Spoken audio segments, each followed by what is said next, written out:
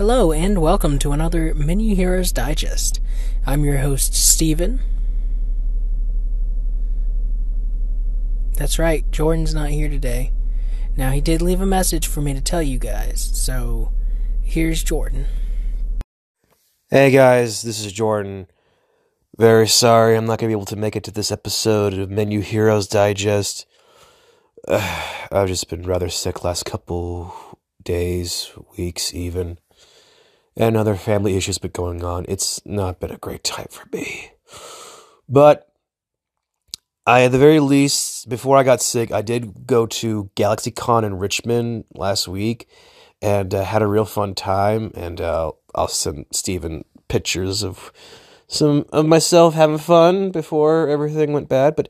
But point being, I hope you all are doing okay. I hope, no matter how bad things get, you all find something to help cope, or you have somebody to hold on to help you get through this kind of thing, because that's what's going to help you live through these kind of things, for him to work through some of the terrible things that life throws at you. And right now, my heart goes out to the entire trans community in Texas, obviously around the world, but mainly Texas right now, because right now, the governor, Greg Abbott, is issuing this order.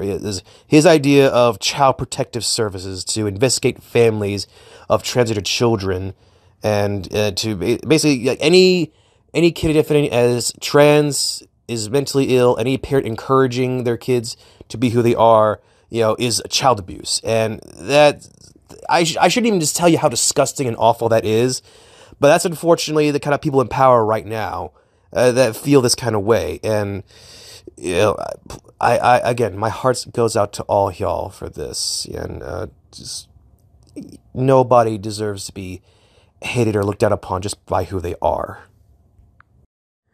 And while I've had issues with companies like EA and Gearbox before in their past, thankfully they and 60 other companies, tech companies and businesses, have joined together and have gone to Texas lawmakers and policymakers and requested them to abandon these discriminative actions, because many of their employees are either in the trans community or have family members in the trans community or have children in the trans community.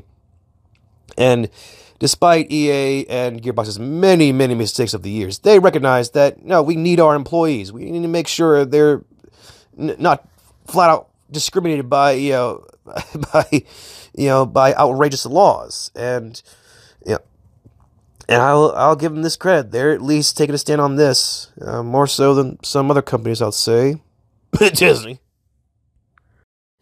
Many of the tech and gaming signatures, including EA, Microsoft, Gearbox, are members of Texas Competes, a pro-LGBTQ business network.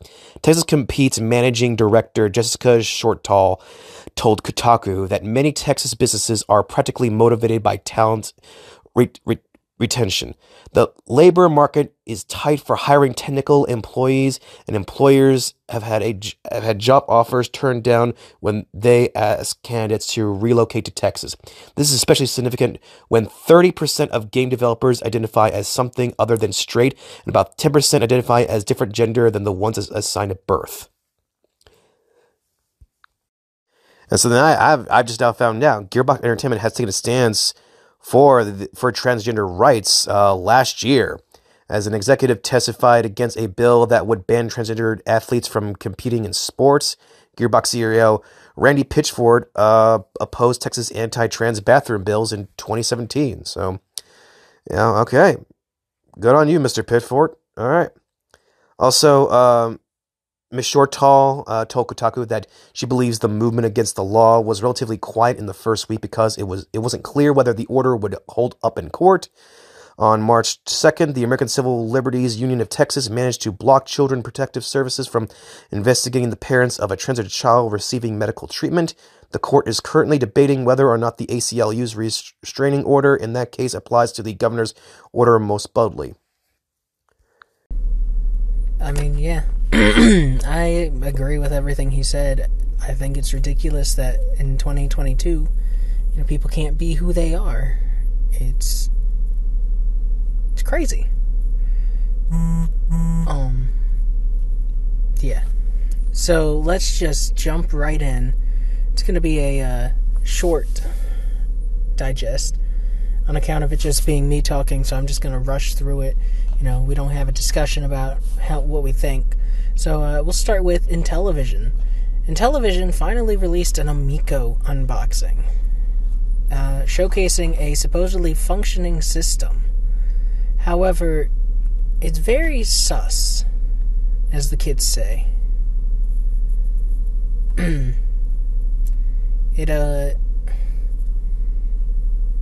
The product just does not look real. The games are extremely outdated.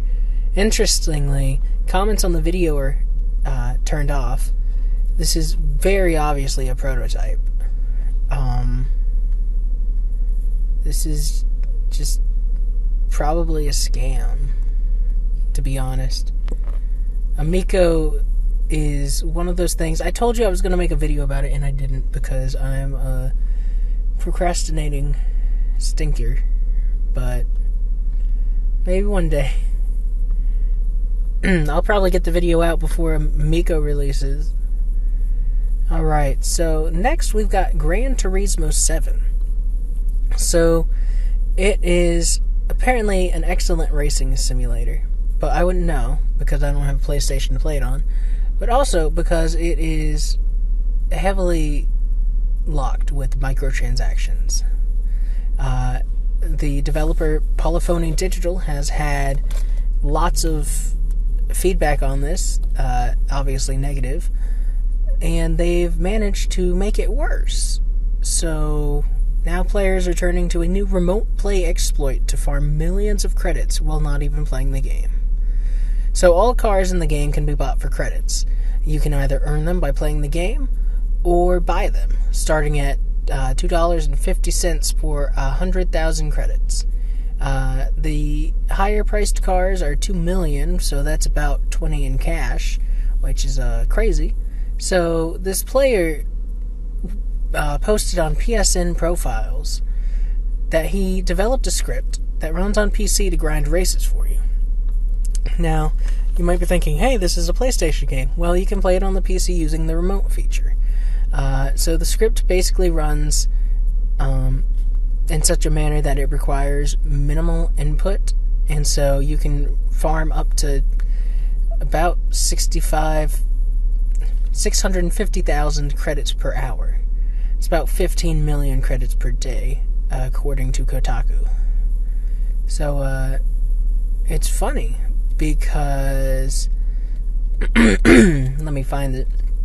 The director and series creator wrote in a blog post earlier this week that he wants to make Gran Turismo 7 a game in which you can enjoy a variety of cars lots of different ways, and if possible, I'd like to try to avoid a situation where a player must mechanically keep replaying certain events over and over again.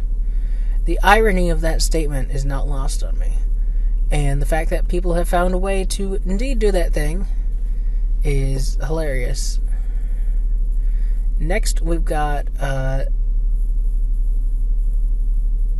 so Sony had updated the PS4 and PS5 on Wednesday, and around that same time, PlayStation's online services went down, which is not a good thing when there's a lot of games that require internet, like Gran Turismo 7, or GTA 5, or Elden Ring. Well, GTA 5, I don't think it needs internet, but, GTA 5 online is very popular. Now, as of the 1:55 on Wednesday, most of the functionality had returned, except for the PlayStation Now streaming library. It's probably back by now, by the time we've gotten to this story. So let's move on to, I know I say let's move on a lot, to a new Witcher game. So CD Projekt Red announced a new saga in the Witcher franchise. So they will be using Unreal Engine 5 instead of their own Red engine. And they say it's not going to be the Witcher 4, but that's what we're going to call it until we know what it's actually called. So the biggest piece of news around this is the director swears there will not be a crunch during development. Now, if you know anything about CDPR, they always crunch. They always say they're not going to crunch, and they always crunch. So on Twitter, he wrote, a veteran designer, my bad, wrote, "I am super thrilled to announce that I have humbly been working to ensure the success of the next big AAA The Witcher game as its game director. Think you could join the team? We have tons of roles open with the possibility of remote work we could discuss."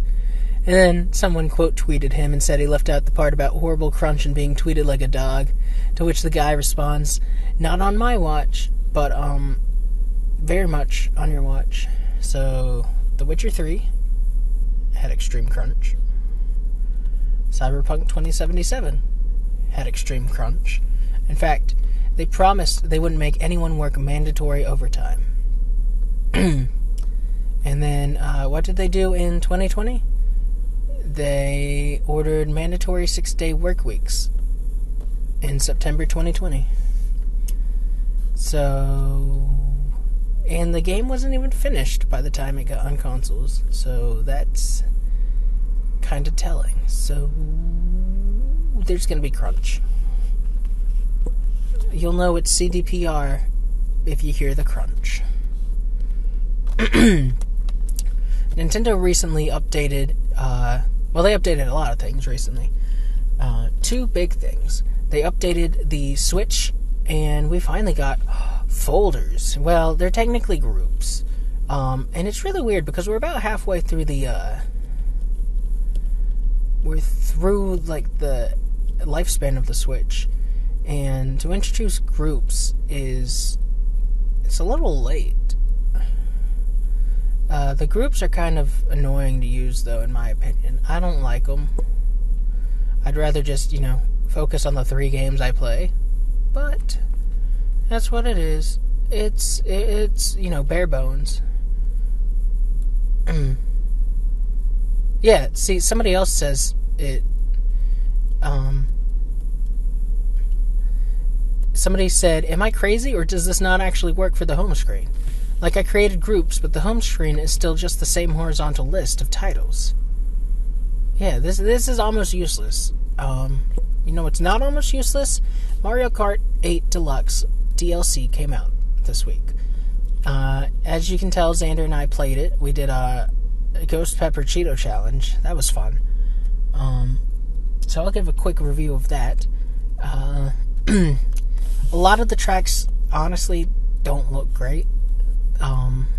My biggest draw for Mario Kart 8 was that the way they remade courses for the Retro Cup looked gorgeous, and the reimaginings were amazing.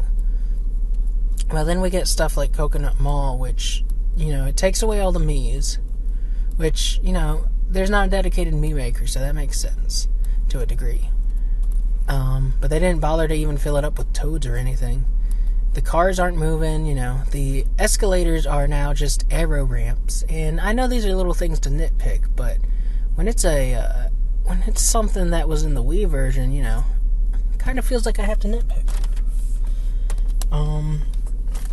Choco Mountain is as boring as ever, to be honest. I used to love that course as a kid. Now it's kind of just Although I think I like the N64 version better. Something about it just works better, in my opinion. Now, the courses that were made exclusively for Mario Kart Tour, those look great. Ninja Hideaway is by far one of the greatest tracks in the DLC, and quite possibly one of the best game courses in the game. The use of multi-tier levels is really well done, and it gives for a unique play experience almost every time. It was great hearing Xander get to say, "Where'd you go? Where'd you go?" when I was right above him. It was just great.